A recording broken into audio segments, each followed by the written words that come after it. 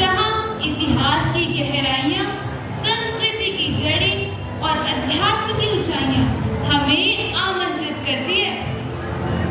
पंजाब उत्सव का समापन तो हो गया, अब आ रहा है बिहार, जहां गंगा अपनी शांत धारा से जीवन को सींचती है, जहां की मिट्टी की सौंधी महक हर एक का स्वागत करती है। ये वही धरती है जहां लोक गीतों की धुन खेतों और आंगन में गूंजती है और साधारण जीवन में भी गहरी आत्मीयता झलकती है। जी हाँ, ये वही प्रदेश है जिसने महावीर के अहिंसा और बोध गया में बुद्ध के करुणा के उपदेशों को जन्म दिया। नालंदा और विक्रमशिला जैसे महान विश्वविद्यालयों की नींव यहीं रखी गई, जहां दूर देशों से विद्यार्थी ज्ञान अर्जित करने आते थे। तो सीट बेल्ट बांध लो दोस्तों, क्योंकि बिहार उत्सव शुरू हो गया है। सीट में तो क्या हम कार से चलेंगे? आगे तो मैं ही बैठूंगी, पहले ही बता रही हूँ। नहीं नहीं नहीं, आगे तो मैं बैठूंगी। ओहो, बैठ जाना, अभी यहाँ से तो चलो। हाँ हाँ चलो।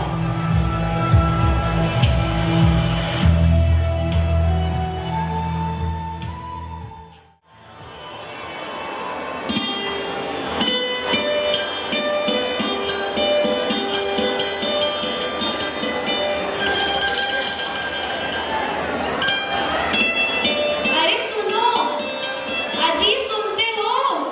गंगा जल से सभी सामान धो देना, शुद्धता सबसे जरूरी है। और हाँ, छठी मैया के अर्पण में कोई कमी नहीं होनी चाहिए। अरे हाँ सुन लिया और ठेकुआ भी अच्छे से पका दिया है।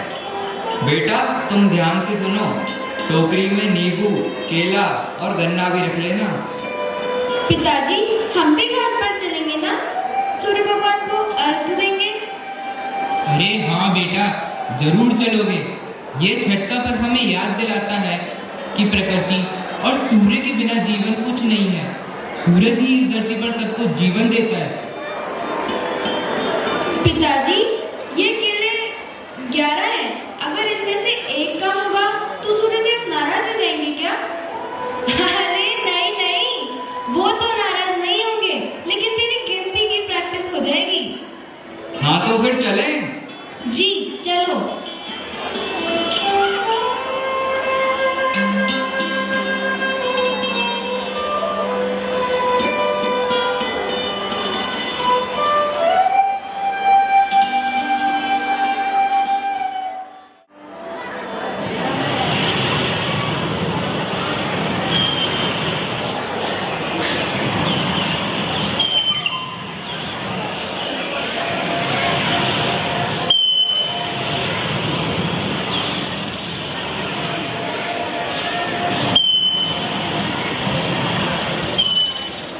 हे सूर्यदेव, आपकी कृपा हम पर बनाए रखना और हमें हमेशा निरोगी और खुशहाल रखना। हाँ प्रभु। और बेटा तुम ध्यान से सुनो, टोकरी यहाँ रख दो और दीपक सीधा कर दो। और हाँ, पानी में ज्यादा आगे मत जाना। जी पिताजी। बेटा ये वही पूजा है जो माँ सीता ने रामराज्य लौटने के बाद और द्रौपदी ने पांडवों की रक्षा के लिए की थी। और छठी मैया जिन्हें हम पूजते हैं, उन्हें सूर्यदेव की बहन माना गया है। वो ऊर्जा और संतुलन की देवी है जो हमारे घर में सुख, शांति और समृद्धि का आशीर्वाद देती है। हाँ, और इस पूजा को करना हमें ना केवल अनुशासन और संयम सिखाता है, मगर हमें हमारे गांव और परिवार से भी जोड़े रखता है। हर साल इस पर्व को मनाकर हम प्रकृति का सम्मान करना सीखते हैं। ओम सूर्यदेवाय नमः। ओम सूर्यदेवाय नमः। हे सूर्यदेव, आप ही जीवन दाता हैं, आपकी कृपा हम पर बनाए रखना। बेटा देखो, हर साल ये दिन इस बात को याद दिलाता है कि मनुष्य को सूर्य की शक्ति का सम्मान करना चाहिए। यही हमारी परंपरा और आस्था है। पिताजी, हम हर साल इसी तरह सूर्यदेव को धन्यवाद देंगे। हाँ बेटा, यही तो छठ का संदेश है। धन्यवाद देना, अनुशासन रखना और प्रकृति का सम्मान करना।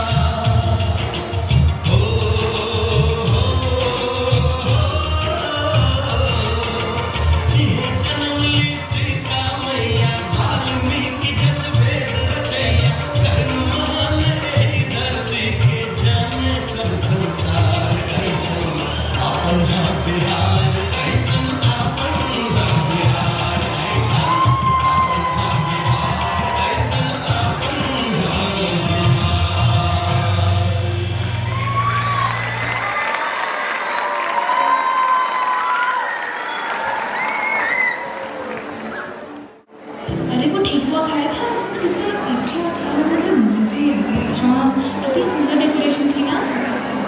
लो बाबूजी, बिहार उत्सव में भी तालियां बज गई। सत्तू के पराठे तो बहुत खा लिए, लेकिन अब कुल्हड़ में छाछ आएगी।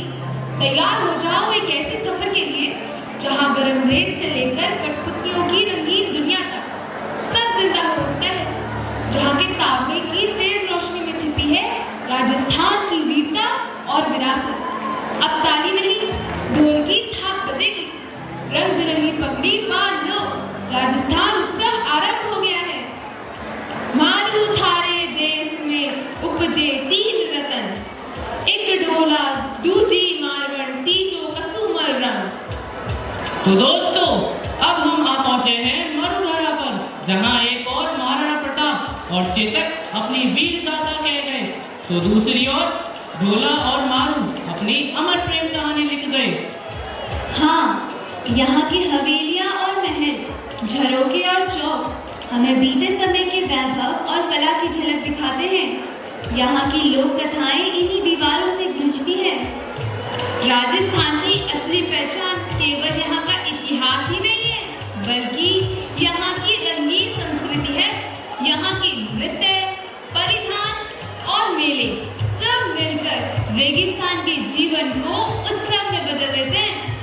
तो ताली बजाने के लिए उठा लीजिए हाथ, क्योंकि राजस्थान आ रहा है ठाट बाट के साथ। घूमर और पनिहारी लोक नृत्य की रिदम दिल में न उतर जाए तो कहना।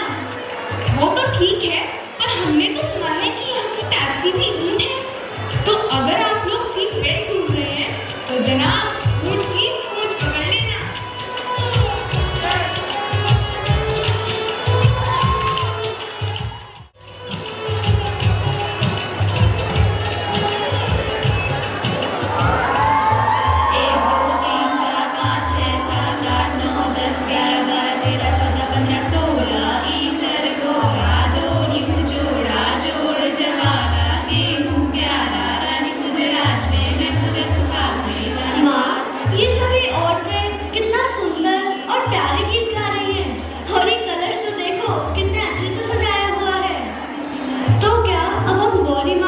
विदा करने जा रहे हैं। हाँ रे बेटा, आज गणगौर को आखिरी दिन है। हम गौरी माँ ने विदा करने घाट ले जा रहे हैं, ताकि वे हमारे घर में सुख, शांति और प्रेम को आशीर्वाद दे अगला बरस फिर लौटावे। तो माँ, ये विदाई क्यों करते हैं? क्या गौरी माँ हमें हमेशा के लिए छोड़कर जा रही है? अरे नारी, यो विदाई तो बस एक प्रतीक है ई बात को कि भक्ति और प्रेम हमारे मन में होनी चाहिए। और तू चिंता ना कर, हम अगला बरस फिर इनको स्वागत उसी उमंग और उत्साह से करेंगे जैसे इस साल किया है।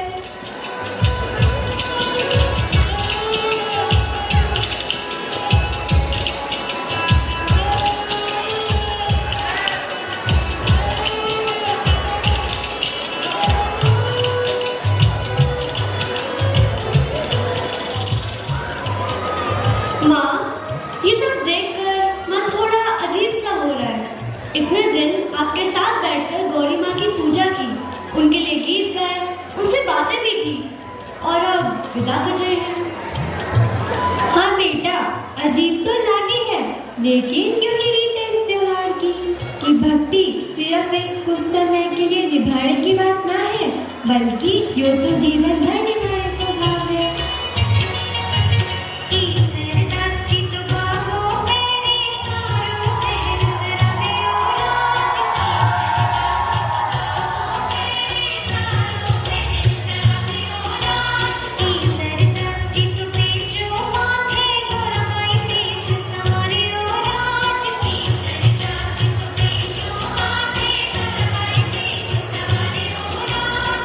माँ, एक बात बताओ, अगर सभी अलग अलग गीत गाएंगे तो गौरी माँ को कंफ्यूजन नहीं हो जाएगा कि किसकी सुने और किसकी नहीं?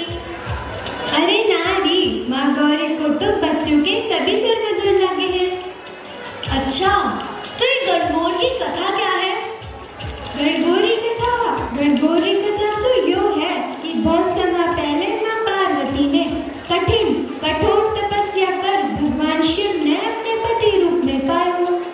तभी से यो दिन भगवान शिव और माँ पार्वती के मिलन तो प्रतीक मानो जावे है। हम यो दिन गण और गौरी की पूजा करा, जे खातिर त्योहार को नाम गणगौर रखू गयो। महिलाएं यो दिन अपने परिवार की दीर्घायु और उनकी अच्छी सेहत की कामना करें। और ये त्योहार हमें सिखावे है कि रिश्तों में प्रेम, विश्वास और धैर्य ही सबसे बड़ी शक्ति होवे। अच्छा, मतलब तभी ये त्योहार बस एक रिवाज से बढ़कर हमें ये संदेश देता है कि सच्चा प्रेम और भक्ति वही है जो जीवन भर निभाई जाए। बिल्कुल, माँ गौरी हमारे घर में प्रेम और खुशियाँ सदा रहने को आशीर्वाद देवे है। जय गौरी मैया की अगला बरस फिर आजो, अगला बरस फिर आजो।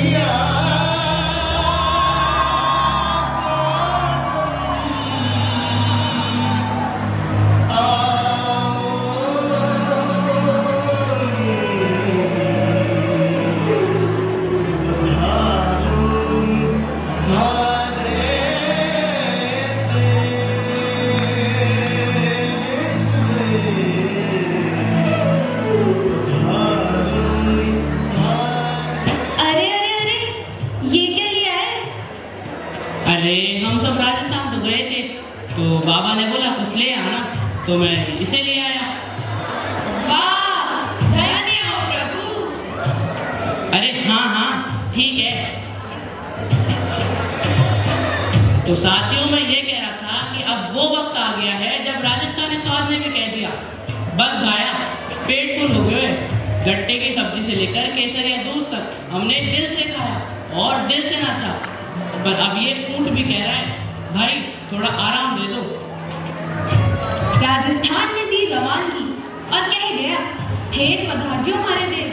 अब हमारी यात्रा पश्चिम से निकलकर पूर्व की ओर बढ़ रही है, उन लहरों की ओर जो रेगिस्तान की तपिश को ठंडी हवाओं और समुद्र की नमी में बदल देंगी। जी हाँ, भारत भूमि की कला, संस्कृति और उत्सवों के उल्लास में गोते लगाते हम आ पहुंचे हैं पुरी की धरती, उड़ीसा का हृदय, जहां हर साल आषाढ़ महीने की शुक्ल द्वितीय तिथि पर निकलती है दिव्य रथ यात्रा।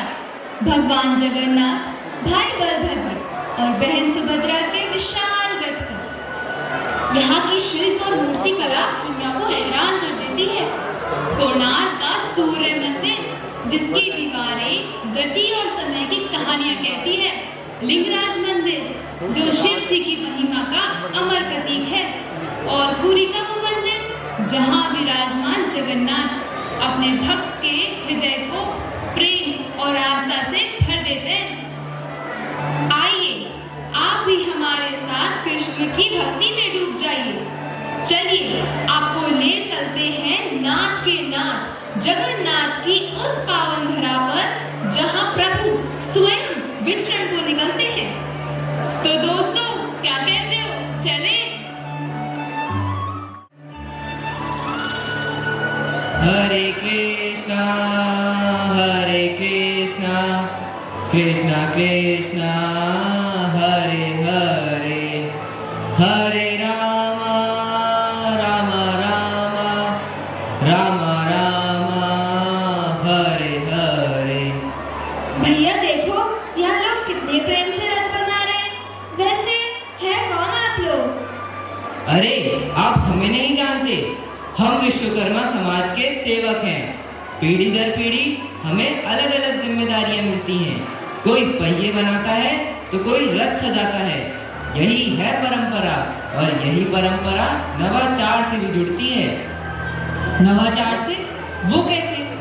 लकड़ी का हर टुकड़ा विज्ञान और गणित से मापा जाता है, जिससे रथ भव्य और सुरक्षित बने।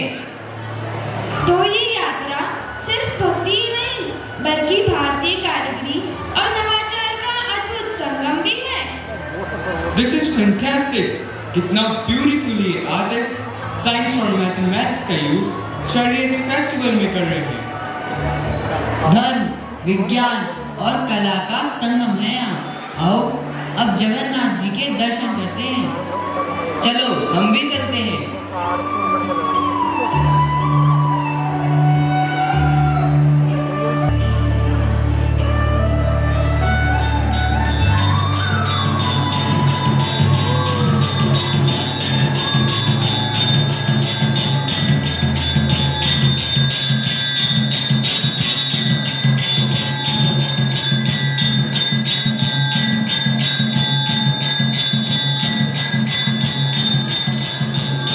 I want to ask question.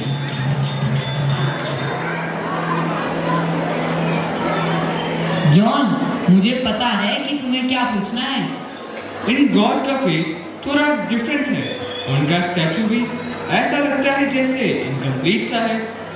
हाँ, ये प्रश्न तो मेरे मन में भी है। तो चलो पुजारी जी से ही पूछ लेते हैं। जय हो जगन्नाथ की, बैकुंठ के धाम की। कृष्ण बलराम है, सुभद्रा भी साथ है। जय जगन्नाथ। प्रणाम पुजारी जी, कृपा करके हमें श्री जगन्नाथ भगवान जी की ऐतिहासिक कथा सुनाइए और इनके अद्भुत रूप का भी बखान कीजिए। कहां से लाएं वो वाणी जो श्री कृष्ण की महिमा का गान कर सके। फिर भी प्रयास करता हूँ। कहा जाता है कि स्वयं भगवान श्री कृष्ण के रूप में जगन्नाथ जी पुरी में विराजते हैं। रथ यात्रा का अर्थ है भगवान का अपने भक्तों के बीच आना। जैसे ब्रिज से द्वारका में श्री कृष्ण रथ पर आए थे, वैसे ही यहाँ भी जगन्नाथ जी अपने भक्तों को दर्शन देने नगर भ्रमण करने आते हैं। और इनका विचित्र स्वरूप। पुजारी जी, ये गाथा तो हम भी सुनेंगे। बहुत बार सुन चुके हैं, पर जब भी सुनते हैं एक नया ही आनंद आता है। इस क्षेत्र का नाम है पुरुषोत्तम क्षेत्र। नील माधव के इस पुरुषोत्तम मंदिर का निर्माण राजश्री राजा इंद्रधूमन ने करवाया था। वो अपनी प्रजा से बहुत प्यार करते थे और उनके लिए कुछ ऐसा करना चाहते थे कि सदियों तक उन्हें प्रजा याद रखे। क्या हुआ पुजारी जी, आप इतने भावुक क्यों हो गए? क्योंकि अब जो मैं तुम्हें कथा सुनाने जा रहा हूँ, उसमें श्री कृष्ण की लीला और उनके सच्चे भक्तों का वर्णन है। एक दिन देवयोग प्रभाव से राजा इंद्रधूमन के मन में एक ऐसी इच्छा जागृत हुई कि उन्हें एक ऐसे भव्य मंदिर का निर्माण करवाना चाहिए जैसा दुनिया में कहीं ना हो। राजा इंद्रधूमन ने इसे भगवान का संकेत माना। बस फिर क्या था, राजा ने निश्चय कर लिया कि एक ऐसे भव्य मंदिर का निर्माण करवाऊंगा कि लोग जन्म जन्मांतर तक उसे याद करेंगे, सदियों तक वहां पूजा अर्चना आदि करेंगे। राजा ने निश्चय तो कर लिया था, लेकिन जल्द ही वे गहरे चिंतन और चिंता में डूब गए। चिंता में डूब गए? चिंता में क्यों डूबे? मंदिर बनाने में कौन सी चिंता? हाँ, चिंता इस बात की कि देव शक्ति ने ये तो प्रकट किया कि एक मंदिर बनाना है, पर उस मंदिर में किस देवता की मूर्ति स्थापित होगी इसका जरा भी संकेत नहीं दिया। दिनों दिन राजा की चिंता बढ़ने लगी और एक दिन फिर प्रभु ने राजा के स्वप्न में संकेत दिए कि राजा, तुम मंदिर का निर्माण करवाओ, मूर्ति विग्रह की चिंता तुम मुझ पर छोड़ दो। It's interesting. Without statue, a temple. हाँ, शुभ मुहूर्त में समुद्र के पूर्वी तट पर एक भव्य मंदिर का निर्माण हुआ। दूर दूर से शिल्पियों व कारीगरों को निर्माण कार्य के लिए बुलवाया गया और फिर वो दिन भी आया जब मंदिर बनकर तैयार हो गया। अच्छा, और फिर मूर्ति स्थापना का क्या हुआ? एक दिन राजा मंदिर के गर्भगृह में बैठकर रोने लगे कि सारा जग मुझ पर हंसेगा कि राजा ने मंदिर तो बनवाया पर मूर्ति विग्रह नहीं करवाई। प्रभु एक बार फिर राजा के स्वप्न में आए और आदेश दिया कि श्री कृष्ण की मूर्ति भाई बलभद्र और बहन सुभद्रा के साथ लगेगी। पुजारी जी, अगर आपकी आज्ञा हो तो आगे की गाथा मैं सुनाना चाहता हूँ। अगले ही दिन एक वृद्ध शिल्पी आए और उन्होंने मूर्ति बनाने की जिम्मेदारी ले ली, पर उनकी एक शर्त थी कि मूर्ति काष्ठ की बनेगी, किसी धातु या पत्थर की नहीं, और जब तक मूर्ति पूर्ण न हो जाए वो एक कमरे में ही बंद रहेंगे, कोई वहां पर 21 दिन तक प्रवेश ना करे। फिर आगे क्या हुआ? किंतु आतुरतावश रानी ने 15वें दिन ही दरवाजा खोल दिया। देखा तो वहां कोई न था।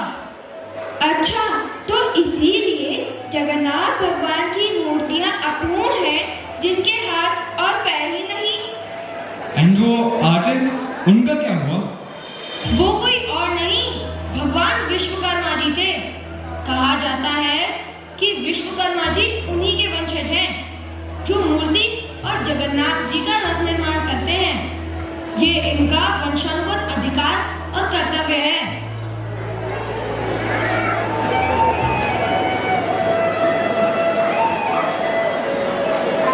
अरे देखो देखो कैसे सब मिलकर रथ खींच रहे हैं। यहाँ ना कोई बड़ा है ना छोटा, सब बराबर, सब भगवान के दास हैं। मेरा सौभाग्य है कि मुझे हर वर्ष भगवान जगन्नाथ के रथ को बनाने और खींचने का अवसर मिलता है। लोग कहते हैं जो भी उनके रथ को खींचता है उसके सारे पाप नष्ट हो जाते हैं। हाँ बहन, इस दिन गरीब अमीर, ऊंच नीच, जात पात सब मिट जाते हैं। यही तो है असली भारत की संस्कृति।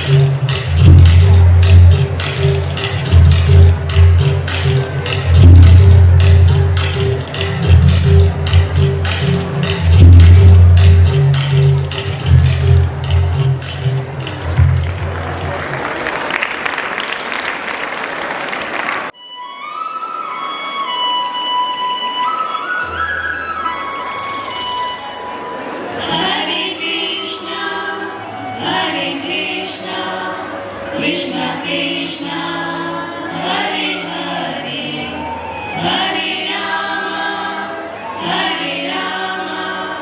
राम राम हरे हरे। बोलो जगन्नाथ धाम की जय। जगन्नाथ का रथ चले भक्तों संग उमंग, हर दिल में गूंजे नाम जगन्नाथ का रंग। आस्था का ये सागर है, भक्ति का ये मेला, प्रेम से जुड़ जाए जग, रहे न कोई अकेला। रथ की ध्वनि में छिपा जीवन का संदेश, मिलकर बढ़े मानवता, प्रेम बने परिवेश। जय जगन्नाथ पुकारे हर गली हर द्वार, शांति प्रेम सद्भाव से चमके ये संसार। और इस तरह उड़ीसा अपने छऊ नृत्य, उड़ीसी नृत्य और स्वाद से भरी थाली के साथ विदा लेता है। अब हम प्रवेश कर रहे हैं महाराष्ट्र में, जहां हर पहाड़ी पर खड़े किले छत्रपति शिवाजी महाराज की वीरता की याद दिलाते हैं। यहाँ शौर्य और बलिदान की गाथाएं आज भी गाते हैं ये किले। यहाँ की पहचान न केवल इसका वीर अतीत है, बल्कि कला और आधुनिकता भी है। मुंबई सपनों का शहर, also the city that never sleeps। वहीं अजंता और एलोरा की गुफाएं हमें याद दिलाती हैं कि पत्थर की प्रतिमा भी बोल उठती है अगर उसमें कला का स्पर्श हो। सही कहा, सह्याद्री की पहाड़ियों की हरियाली, कोंकण के समुद्री तट का सौंदर्य और विदर्भ की उपजाऊ धरती सब मिलकर महाराष्ट्र को एक संपूर्ण रंगमंच बनाते हैं। लेकिन ध्यान रहे, उड़ीसा में मिठाइयों ने आपका मन लुभाया था। यहाँ बड़ा पाव और पाव भाजी आपकी डाइट को चुनौती देंगे, और अगर लोकल ट्रेन आपने पकड़ ली तो समझ ही जाना कि आप ओलंपिक में मेडल ले आएंगे।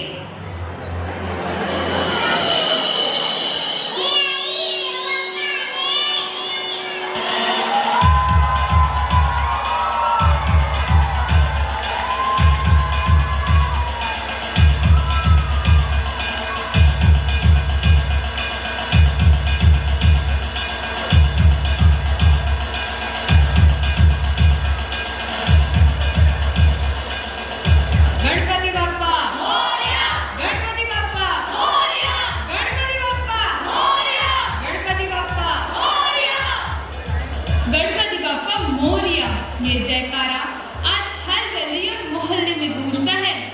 लेकिन बच्चों, क्या फोटो खिंचवा लेने से गणेशोत्सव पूरा हो जाता है?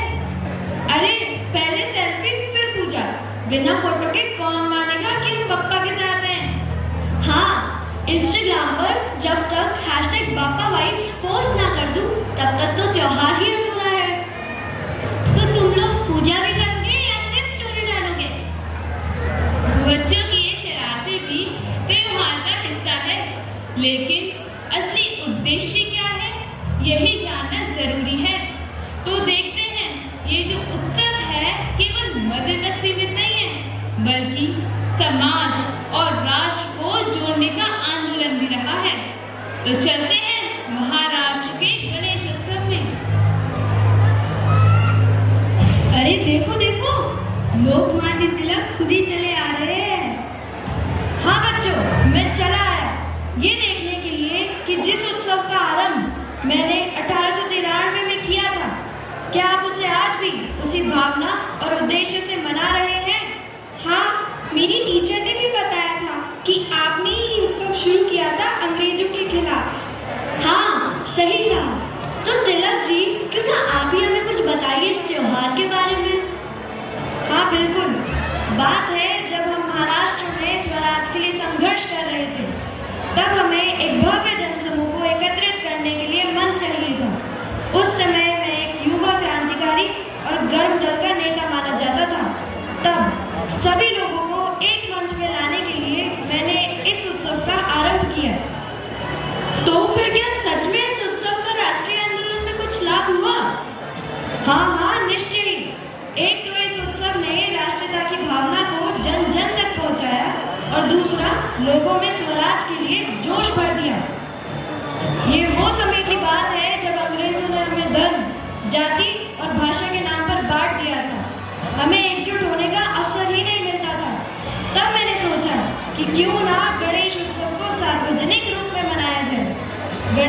ज्ञान, एकता और विवेक के प्रतीक हैं। उनके नाम पर ही समाज को जोड़ना सच्ची भक्ति होगी। मतलब ये सिर्फ पूजा पाठ नहीं था, बल्कि राष्ट्र जागरण का माध्यम भी था। इसका मतलब गणेश जी बोले तो राष्ट्रीय एकता के ब्रांड एम्बेसडर। हाँ, यहाँ लोग भाषण, नाटक, संगीत, शिक्षा व समाज सेवा करते थे। ये उत्सव जन जागरण का एक भव्य मंच था। सर, इन फैक्ट्स को जानकर तो मेरा हिस्ट्री में और इंटरेस्ट बढ़ गया। लोकमान्य तिलक जी की वो दूरदर्शिता आज साकार हो चुकी है। गणेशोत्सव अब केवल महाराष्ट्र तक सीमित नहीं रहा, ये गुजरात, कर्नाटका, तेलंगाना, गोवा, दिल्ली और उत्तर भारत तक फैल चुका है। विदेशों में भी भारतीय समाज इस पर्व को उत्साह से मनाता है। ये बताता है कि हमारे तिलक जी का उद्देश्य समाज को एकजुट करना आज भी जीवित है। दोस्तों, गणेशोत्सव तभी सार्थक होगा जब हम बाप्पा को केवल पंडाल में ही नहीं बल्कि अपने जीवन और आचरण में बिठाएंगे। याद रखिए, सच्ची भक्ति है सेवा, सच्चा विसर्जन है स्वार्थ का त्याग और सच्चा उत्सव है जब हर कोई जुड़े और धरती मुस्कुराए।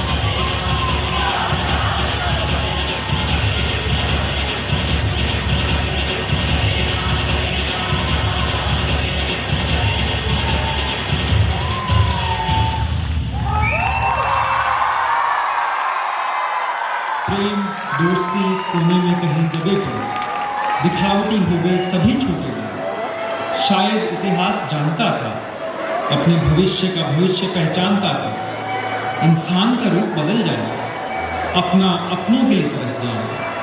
तीज त्योहारों के बहाने ही सही मिलने मिलाने का मौका बने। तो आओ इन रिश्तों को संभालें आज, घर की चौखट से बाहर भी सुनाएं हंसी का एहसास। आइए हम अपनी संस्कृति की जड़ें फिर से कटेंगे, विश्वास और स्नेह से सींच कर इसे फिर से हरा भरा पल्लवित करें। यही हमारी कोशिश है और कामना है। धन्यवाद।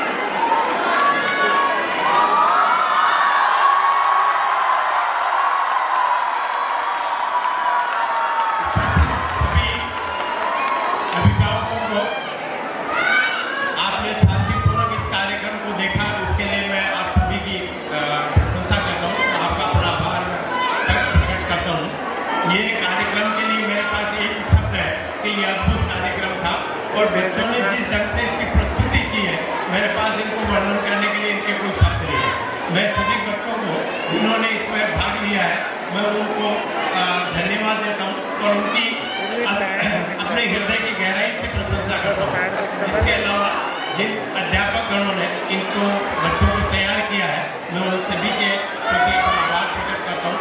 कोरियोग्राफर खासतौर से जिन्होंने इस कार्यक्रम को मूर्त रूप दिया है, मैं उनकी भी प्रशंसा करता हूँ और मैं अपना आभार प्रकट करने के अलावा अपना प्रिंसिपल सर, डायरेक्टर मैम, जिन्होंने दिन रात करके इस कार्यक्रम को बनाया है और हम सबको इसके लिए अभिभूत होने के लिए जो कि हम अभिभूत हुए, उसके लिए मैं उनसे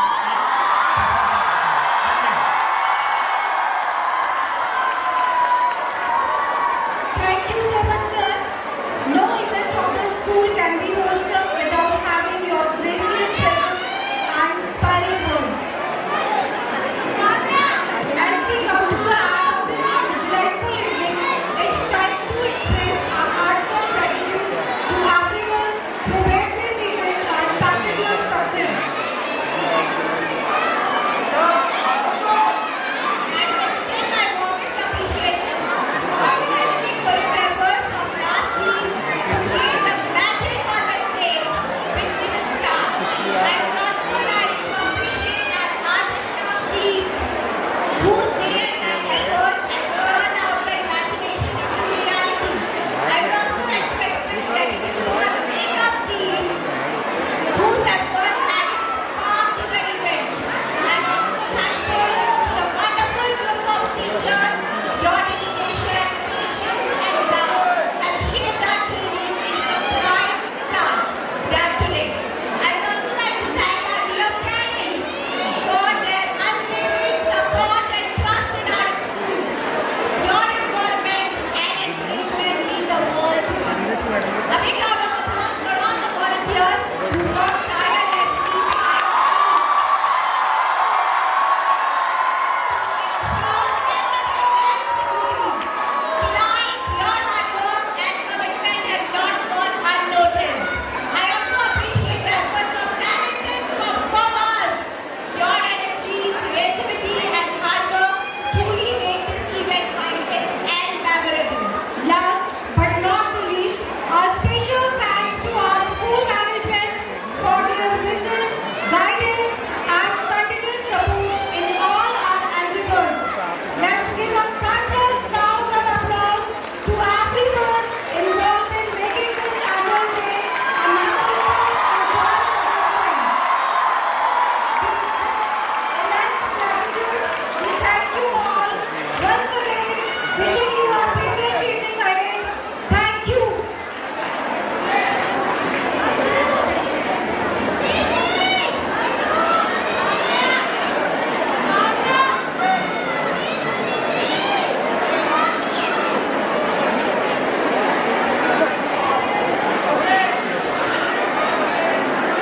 Attention, please.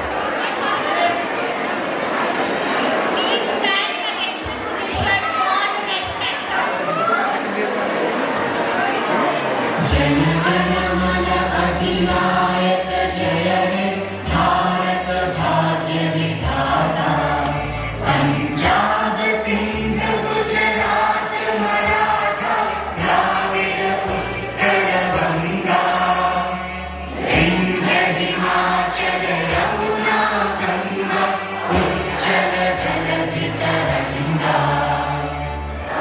शुभ